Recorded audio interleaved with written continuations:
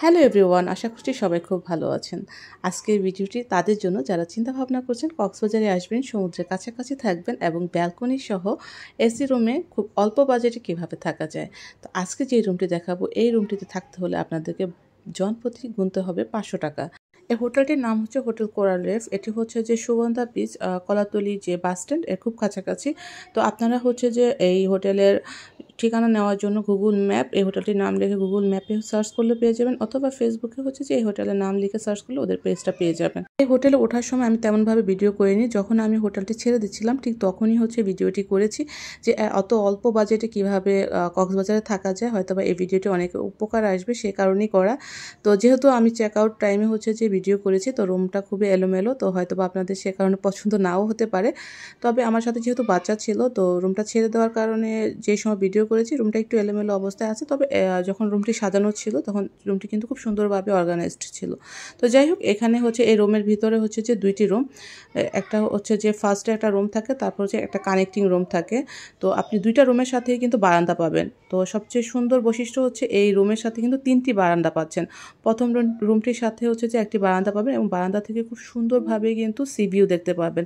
এটা হচ্ছে যে কলাতলি বিচ বা সুগন্ধা বিচটা খুব সুন্দরভাবে এখান থেকে দেখা যায়।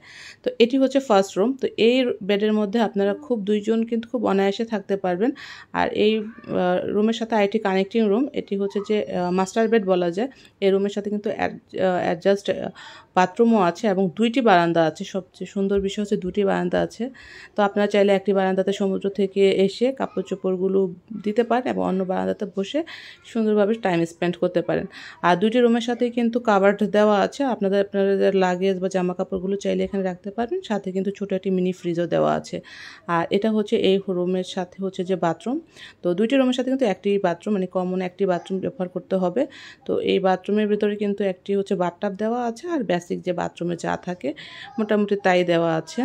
আর এই রুমের সাথে কিন্তু দুটি বারান্দা, আমি অলরেডি বলেছি। প্রথম রুমে একটি বারান্দা, এই রুমে দুটি বারান্দা, মোট 3টি বারান্দা দেওয়া আছে। আচ্ছা, অনেক কিছুই বললাম কিন্তু রুমের ভাড়া এখনও বলিনি। এই রুমের ভাড়া হচ্ছে জাস্ট 2000 টাকা।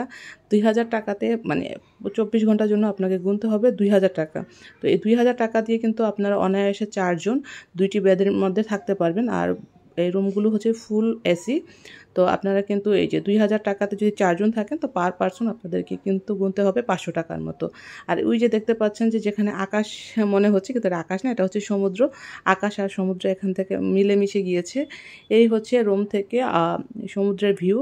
তো এই দুইটি রুম মিলে কিন্তু আপনাদেরকে গুনতে হবে 2000 টাকা। যেহেতু চেক আউট টাইমে রুমে ভিডিও করেছি, আসলে রুমগুলো তেমনভাবে অর্গানাইজড নাই। আর আপনাদের অনেকের মনে হতে পারে যে আমি রুমগুলো কবে নিয়েছিলাম। এই রুমটা আমি নিয়েছিলাম হচ্ছে যে 5ই মে 2025 সালে।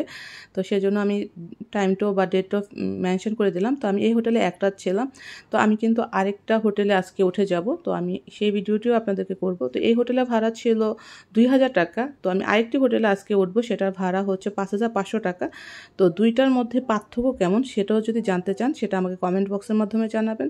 তাহলে আমি হচ্ছে যে সেই হোটেলেরও ভিডিও করে দেখাবো যে 5500 টাকায় আমি কেমন রুম পেয়েছিলাম আর কি ফ্যাসিলিটিস পেয়েছিলাম। তবে আমার এই রুমটি সবচেয়ে বেশি ভালো লেগেছে।